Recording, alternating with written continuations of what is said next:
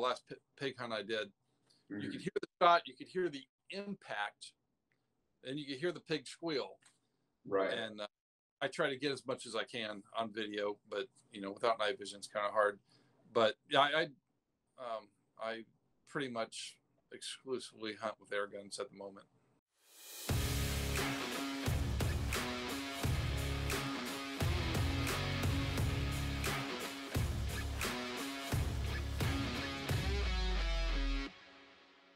So we got Eric Henderson here today with us for our first guest on the Airgun Hunting Legion video cast. Eric, thanks so much for joining us. So you told me yesterday when we were on the phone, yeah, you were one of the first guys to take big bore airgun hunting mainstream. I was the guy to take big bore airgun hunting mainstream. I put out 3 or 4 airgun hunting DVDs. And I was pushing the big game hunting with air guns back when people were saying that I couldn't do it. There was a lot of I don't want to say famous people in the air gun industry. There was a lot of people that everybody knew that was saying, "Oh, you shouldn't be doing that," and it's like, well, you should have told me I couldn't do it before I went and did it. How many years ago was that? 20. So even 20 years ago, like people doubted that. Oh yeah. It's not capable of doing it. And my first big animal I ever killed was a coyote. Okay. It was with a Quackenbush 50 caliber, and at about 50 yards, the round ball just zipped right through both sides of the coyote. It ran about 50 yards, fell over dead. I got the whole thing. So that was my first. What was your first deer or other big game animal? My first big game. I guess depends on what you call big game. Well, I guess it was an Axis doe. It was a friend of my friend place down just northwest of San Antonio, a town called Bernie. He had 20 acres there, and the Axis deer run freely over there. Mm-hmm. And I was invited to go down there and shoot a doe in the guy's front yard, 20 acres. And I shot it with a Quackenbush 50, 245 grain, I do believe. It was one of those maxi hunters. Okay. Yeah, it ran about 50 yards, fell over dead. How far of a shot was that? What's that? How far of a shot did you take on that deer? 50 yards. So 50 yards, you're punching square through a deer. Yeah. That's pretty. Then, the Quackenbush guns back then with a round ball came with like 240 foot-pounds of energy, which wasn't too bad. And Dennis Quackenbush would always say, keep it within 30 yards with a round ball and you should be just fine.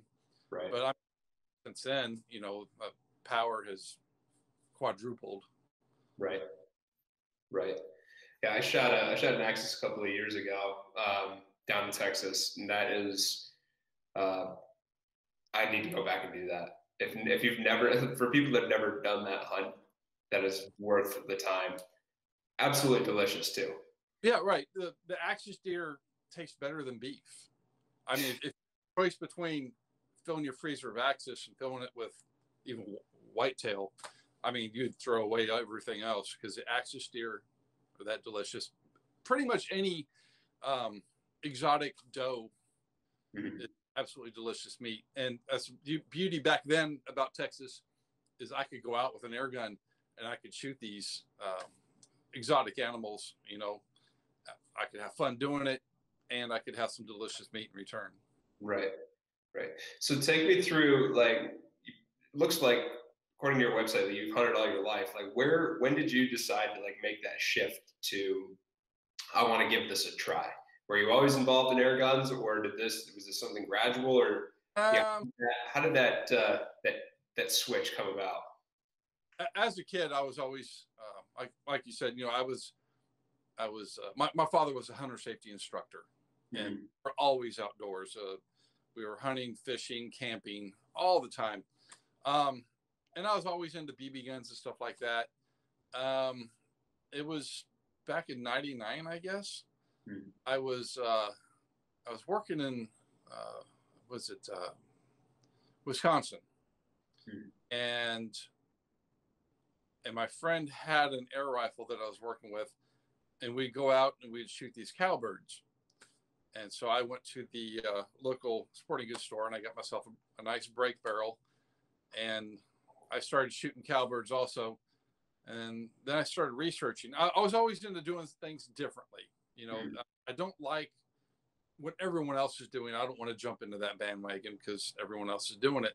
So, you take something that's less powerful and make it more powerful. So I started looking at air guns, and I saw a whole bunch of cool stuff on the internet. And I was, later on, I was working, I think it was in Minnesota, and they had a gun show, and I'd been talking with Dennis Quackenbush, and I met him at a gun show south of St. Paul, I think it was. And I went up there and met with him. That's when I bought my first Quackenbush. Before that, I had bought a 9mm from RWS. It was called the Career. It was or was it Shinsun? It was a long time ago. And I bought 9mm back then, and I was having fun with it. And then I bought my Quackenbush, which obviously had more power, and then it took off from there. Mm-hmm. So were you always able to, like, you buy a gun of that caliber? Were you able to? Did you know you could hunt in Texas for exotics at that time, or was that something you gradually found out? No, I gradually gradually got into exotics. Right. Pigs and coyotes and bobcat were my first thing to go to, and then I found out that a lot of the exotic hunting was affordable, so I started getting into exotics. I got to the point where I started getting groups of people together, and I would film them. I'd go out there. I might shoot an animal, I might not, but I get big groups together, air gunning, camaraderie. Sit around at night talking air guns. I had a gas compressor back then, so the cabin that we'd stay in, we'd fill up the tanks and we'd shoot for hours, and then go out the next day and at a exotic hunting ranch, and we just all have fun, hunting with air guns. Right. So do you feel like there's even been, like, in the guiding community, even, are there more people that are starting to accommodate to the big war community, or is that still, do you feel like that's still a rolling, like you might still get some questions from a guide if you showed up at a ranch doing that? If I go to a ranch to go do it, I let them know beforehand what I'm doing. I mean, I'm self-sufficient. I got my own compressor, got tanks, stuff like that. If a guy were to maybe not have a compressor he could take with him, it would be difficult for him. I mean, as long as he got tanks, he'd go down there, and it doesn't take a couple shots to get sighted in and go hunt. But I wouldn't say that the guides right now are equipped for air gunners. When I went to South Africa back in 2006, they were equipped because Chapman had hunted with them before and got them ready for when I went down there with Jim Chapman and Randy Mitchell, and they were ready for us. They had the tanks all charged and all that sort of thing. So, right. But right now here in the U.S., I wouldn't say that guides are equipped for us at the moment. Right. So when you talk to new people that are, like, just say for me, for example, who has hunted his entire life, extremely experienced, to go to that next level of transitioning into hunting with big bore, like just take me through the basics that you talk to people about all the time, if people want to get into that. Okay. First thing I would ask them, what do you want to hunt? Are you going to end up hunting elk-sized animals? Are you going to stick with, pigs and coyotes, or just varmints? It's different levels, obviously. If if they're going to be hunting deer and bigger animals, then, I would suggest a larger caliber size. Then ask them, how far do you want to shoot, and that sort of thing. I'd also let them know that air guns are temperamental. You have to learn your air gun. Different temperatures, different elevations obviously affect the air pressure inside the gun. I would tell them to practice. Then pick one bullet, try extending your distance on how accurately you can shoot. You might not think you can shoot past 100 yards, but, try 150 and see how you do. If you can keep that group nice and tight at 150, the air guns nowadays have more than enough power to blow through a deer at 150 yards. So Right. It's all about how far do you want to shoot, size of animal. Also, what are the laws in the state that you're hunting in? Some states have a minimum caliber requirement. Here in Texas, it's .308 caliber with a minimum 215 foot-pounds. In Missouri, it's 40 caliber, no minimum foot-pounds. Arkansas, I think it's 45 caliber with a minimum 400 foot-pounds. So every state is different on the caliber requirements and the power. Also, your initial investment is where most of your money is at. So your carbon fiber tanks, your air compressor, unless you have someone else who has one, air compressors are becoming a lot more affordable nowadays. Back when I got in it, I had a $3,000 compressor, gasoline, and that was cheap. Yeah. A lot of the air gun manufacturers have their own electric compressors. Some of them are made just to fill a gun. Some of them are made to fill a gun in a small tank. So, it's come a long ways. But, for people who are wanting to get into it, there's a lot of variables that you have to figure out what you want, and then you go in that direction. Right. So what's the minimum caliber though that you personally recommend for hunting whitetails? I think I've proven in the videos in the state of Texas that .308 caliber, as long as you have the power. Right. That one video with the Texas Parks and Wildlife, at 126 yards, blew through both shoulders of a deer. That was a 110 grain bullet, I do believe. And you were hunting with the guys from Texas Parks and Wildlife on a test hunt? The deer program leader for Texas. I filmed him. We were doing a management hunt. Yeah. In a very popular ranch. I'm not going to say which one it is. South of San Antonio. They have big, huge, beautiful deer there. And we were doing a spike hunt. So it was me and Alan Kane. And then there was a game warden there also that they went out. I didn't get any footage of that, but they took my 45 caliber out and they shot a spike. There was a game warden and the ranch manager, and they blew through a spike at 80 yards or something like that, dropped it on the spot. And then, Alan Kane shot the two deer, one at 126 yards, I think, both shoulders. And then got back in the blind, shot another deer at 120 yards, facing towards us, hit it in the chest, dropped it on the spot. And that to him was like, yeah. That was the light bulb moment. Yeah. That would have been really cool to see that go from what I'm guessing is being skeptical to, aha, here it is. You watch the video, you can see the expression on his face. Well, I'll put a link in for sure. But yeah.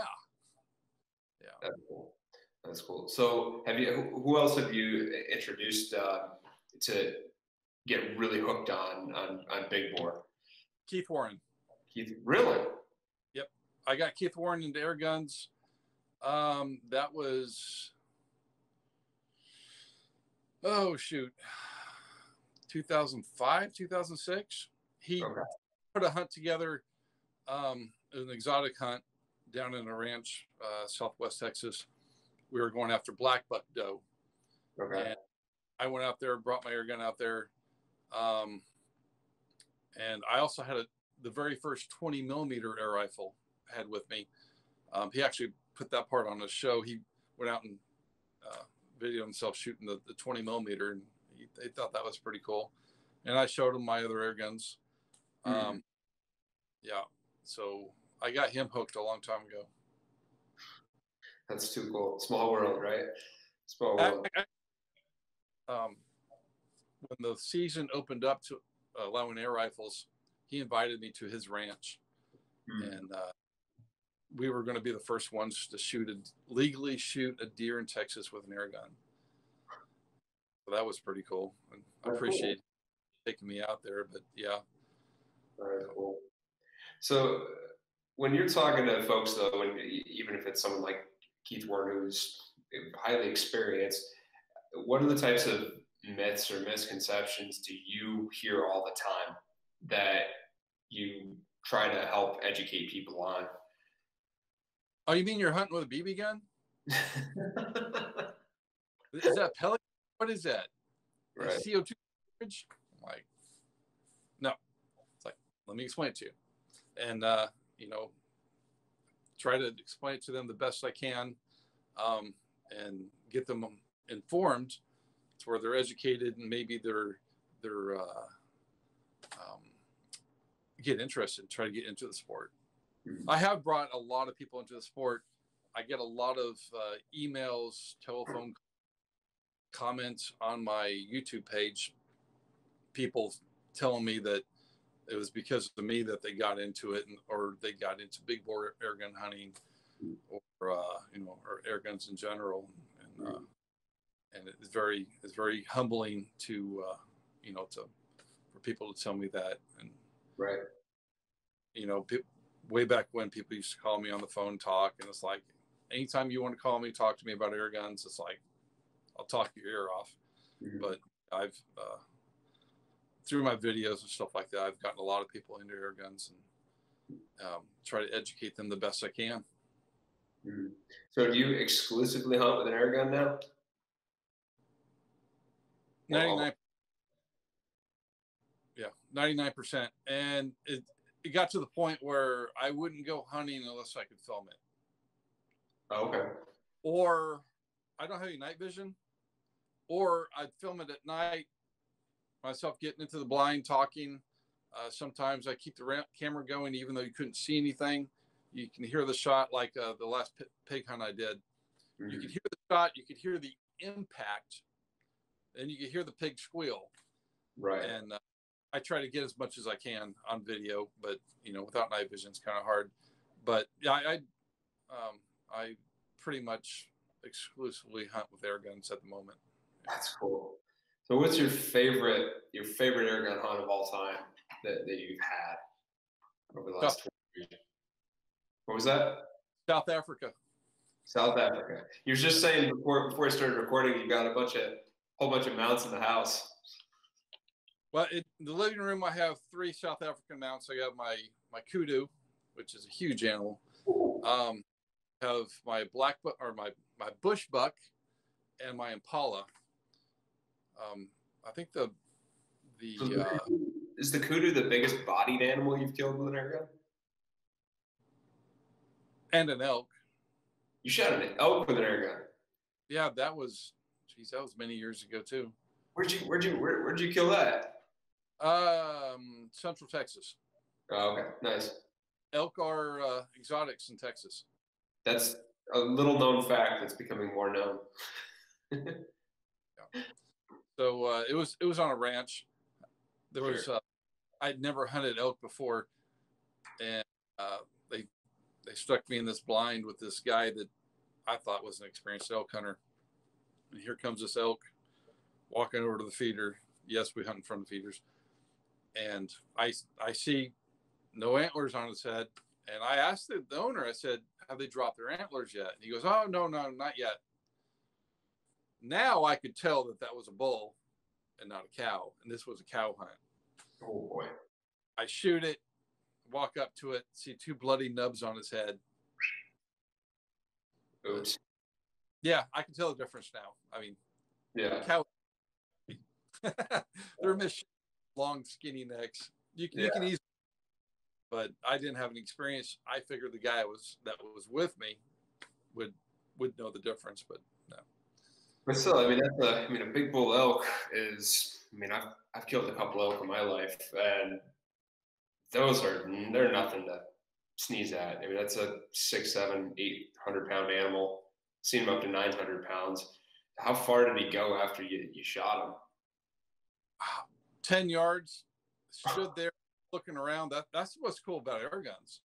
They don't have the shock to the animal to where they get scared like a firearm. Right. The big gun going off does, as of like a firearm, that scares them also. It kind of stood there. I put another one in him, and then he finally went down. Back then, it was the very first 457 air rifle. It was a 457 caliber barrel on my original 50 caliber Quackenbush, and it was doing about 450 foot-pounds. Yeah. It's it's funny as I've been doing more research for this Airgun Hunting Legion project, and you read these articles and say, well, the minimum requirement for elk is 1,500 pounds of foot-pounds energy to kill an elk, and you're saying you killed one at 10 yards, 2 shots, probably to the lungs, I'm guessing. In 10 it was about a 60-yard shot, but yeah, he went maybe 10 yards. When they give those power recommendations, you're also talking about a 30 caliber bullet. But when we're using 45 caliber and 50 caliber bullets, and they're soft lead, they deform quicker, right, bigger damage. I've also filmed 2 bison hunts with air rifles. One was with the original 20 millimeter, and that was probably about 15 years ago. That was right outside of Cody, Wyoming. Okay. Shot almost completely through it. It was a round nose slug, 1,005 grains. It was doing a little over 700 feet per second. So it was about 1,005 foot-pounds. It was a small cow. It went through rib on one side, broke rib on the other, and stopped underneath the skin. And even after that, it went quite a ways. Nice. Yeah. The second filmed was with my original. Well, Dennis Quackenbush made 3 457 air guns at the very beginning, laminated stocks, and that's what we took to South Africa. The gun I took to South Africa, I sold it to a friend of mine, Stefan Bowles, and he shot the very first bison or actually be the second bison with an air gun. It was close to 2,000 pounds, and it was a 50-yard shot. He hit it twice. It eventually went down. It just stood there. If it would have taken off running, the lungs would have filled with blood. But both shots went, through both sides, stopped under the skin. Right. Yeah, it's 1,800 to 2,000 pound animal. Jeepers. When you were hunting in Wyoming, were you hunting with? Because I know I've had some friends that have hunted. I think it was out in Wyoming. I hunted bison with the tribes. Is that on tribal land, or was that? No, it was basically a farmer. Oh, I guess he raised the bison, and people would come out and shoot them. When it comes to bison, unless you're hunting like truly wild bison, it's more of a shoot than a hunt. That's what I've heard. Even the guys that have shot them on draw tags. If you go to the Northwest, like I think it was Washington, Oregon, up there, they have truly wild bison up there. In Oregon? I think it's up in the Northwest. Well, I know there's a bunch of wood bison in Canada, but That's a yeah, I don't know too much about where the bison are. Yeah, me neither. This was shot in Mountain Home, Texas, Central Texas. The one with the 45 caliber. And after we did that, my buddy and I went up to the wildlife ranch and did another hunt up there. Shot a 4-horn. I shot a what was it? It was a goat, but got all that video too. So, Nice. Nice. So you said it earlier though, I want to come back to air guns being temperamental. And so what's the learning curve like for trying to dial one in, especially if you're talking about hunting in cold weather? How much does that really impact where you're shooting? So I mean, you could lose at least 400 psi. Like freezing weather. Mm-hmm. I've hunted in 17-degree weather before up in Missouri a few years ago, sitting up there in the, keep looking at the gauge on the gun to see what it's doing. Mm-hmm. When it's that cold, you don't want to take extremely long shots because you're not quite sure what it's going to do. So, I mean, your limitations, but you practice. You get out in that cold weather, you practice. Don't take shot after shot. Let the gun cool down. Take your shot at whatever distance, fill it back up, let it sit for about 15, 20 so it can cool down again. When you pressurize your gun, air. So you got the ambient temperature, outside temperature, cool the air back down, get it to where it's going to sit, and then shoot it again. What you don't want to do is fill your gun up to, let's say, 3,000 psi inside, take it outside, watch it drop to 2,600 and say, oh, I need to fill my gun up, and fill it back up. So now you're at 3,000 psi. It warms up during the day. Now your pressure goes past 3,000, and then you have a chance to valve lock. You go to shoot at a deer, and the gun goes off, and you're like, well, that didn't sound right, and the deer runs off, and maybe it's wounded or something like that. So you have to know these sort of things. Mm. Interesting. Yeah, you do have to be, I guess you really go to a whole other level, another level of understanding your implement. That's just part of the responsibility of, whether it doesn't matter if you're hunting with a bow or a center fire or this, I mean, those principles never change. Like fire rifle, go up into the mountains, at 10,000 feet, it affects your bullet trajectory. Yeah. And you have to know these things. So it's kind of the same thing, a little bit more extreme, but, on the same principle. Right. So do you feel like that inside the hunting community that I feel like, part of the reason why I'm a part of this project is I feel like that there's, there's a push for more big bore air gun hunting as a niche, as a community. Do you feel like it's growing? Oh, it's definitely growing. Oh yeah, a lot more manufacturers are producing more big bores. The power's going up. Mm-hmm. A lot of legislation, being pushed to allow the sport to grow as far as laws, hunting laws. A lot of the more popular hunting shows are starting to incorporate that into their shows. So yeah. Do you feel like getting in and learning with a big bore air rifle because I've got some friends that are like really new to hunting, maybe a year or two. Some people not even, they just said they want to go.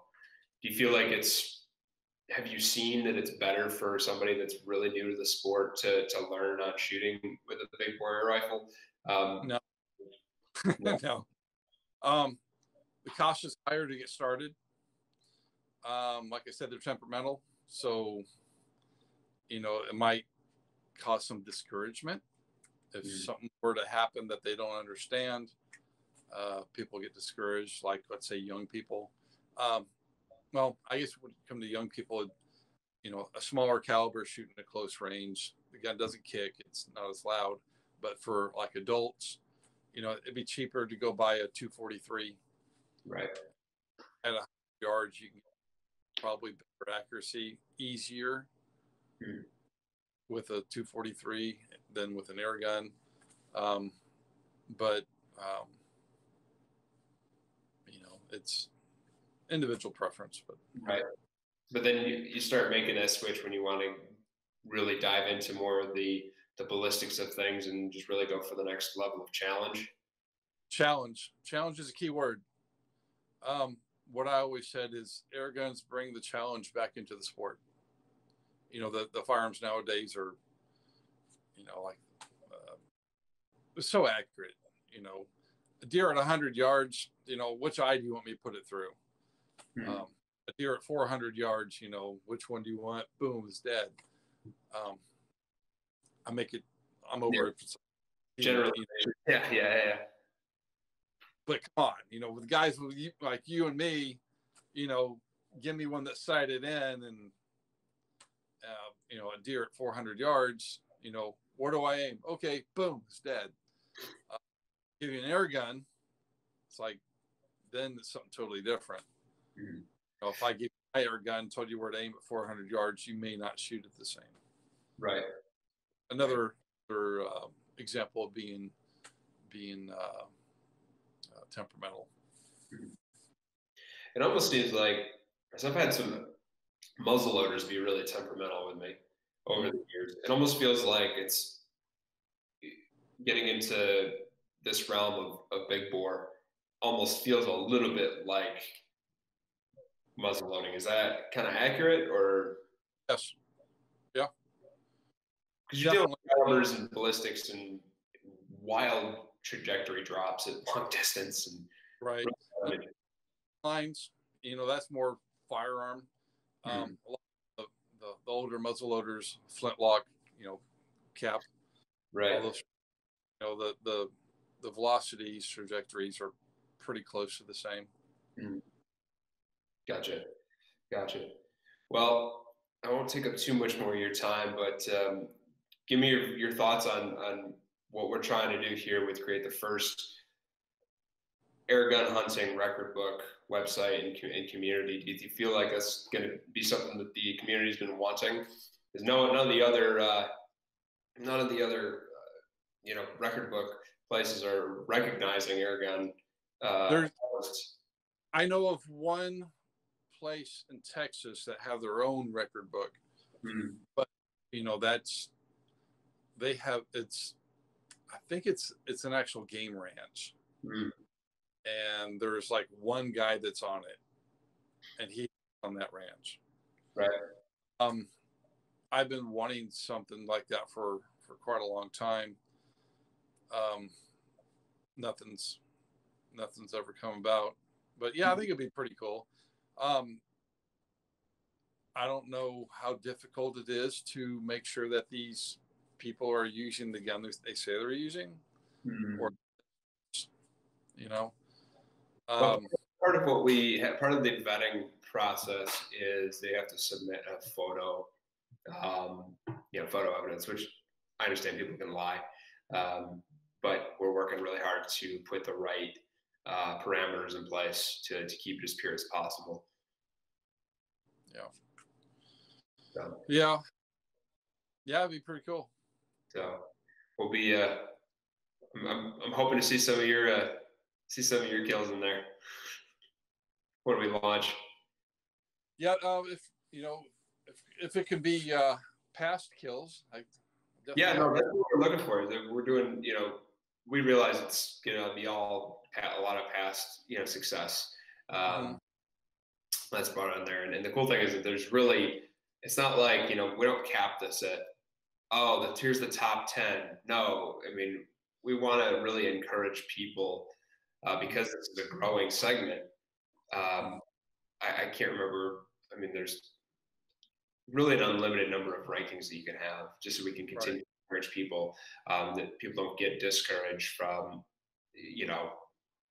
hopefully, later this fall, I can put a little 8 point up there. If I can pull together, actually go on a hunt this year, which I would really like to do. But yeah, it's gonna be fun, and really really enjoy talking with you, and hope to have you back on this if you come back and chat with us at a later time. Something else, like on a record book, would you have long distance shooting too? As far as long distance for the kill, or just like long distance target. Like, I'm not sure if that has been added, but I can check on that. There are some. I know one manufacturer in particular that doesn't like to talk about that because they think it's kind of a gray area. I disagree. My kill is 198 yards. And what'd you get? It was a Mouflon U. My second longest shot was 175 yards, and that was a Mouflon Ram. Both of them are on video. Some dropped on the spot. 198 yards. Yeah, just under 200 yards. If you gun and your gun well, and you practice at those ranges, I had full confidence that I could do it. Yeah. So, yeah.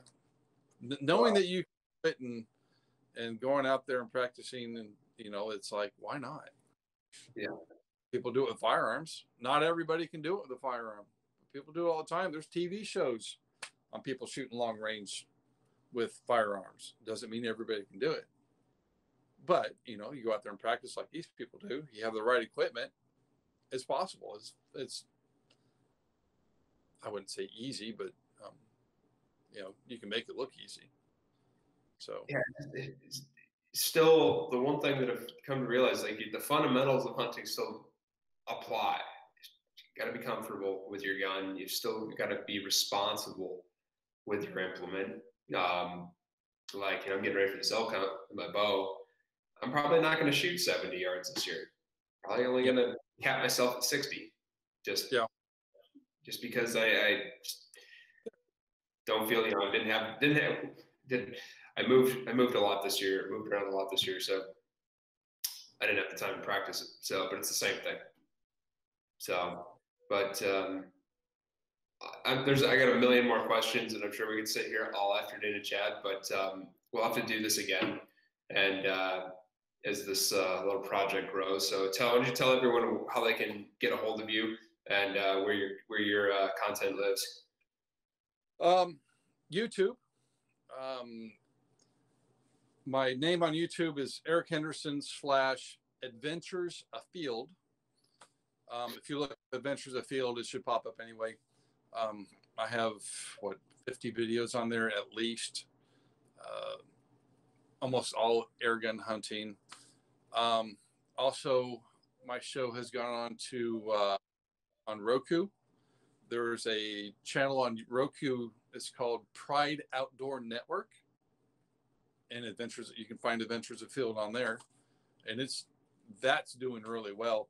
Last month, I had, what was it, like 400,000 views or something crazy like that. Jeez. And I think I have maybe 8 videos on there. I haven't really tended to that very much. I need to put more videos on there, but that's blowing up big time. And I'm also on Instagram. I don't post much on Instagram, which I probably should, but right. I have pictures on Instagram, but yeah, what's cool about video though is, nobody can deny what happened. Right. Right. And you see the excitement, whether it be yourself or whoever else I'm filming. I got my daughter into air gunning, and when she shot her first buck, nice. She shot a doe a couple years ago, dropped it, and the expression on her face, she was slightly excited, to say the least. Slightly excited. Yeah, just slightly. And those first year, that's always cool too, when you get the first of anything. where there was a whitetail, and you move them down the species line, and then, you know, getting a first of something with a new implement too is always really special. Well, Eric, I appreciate your time. I won't keep you anymore, but we'll do this again for sure, and we'll stay in touch. All right. All right. Sounds good, man. All right. Thank you. Thank you.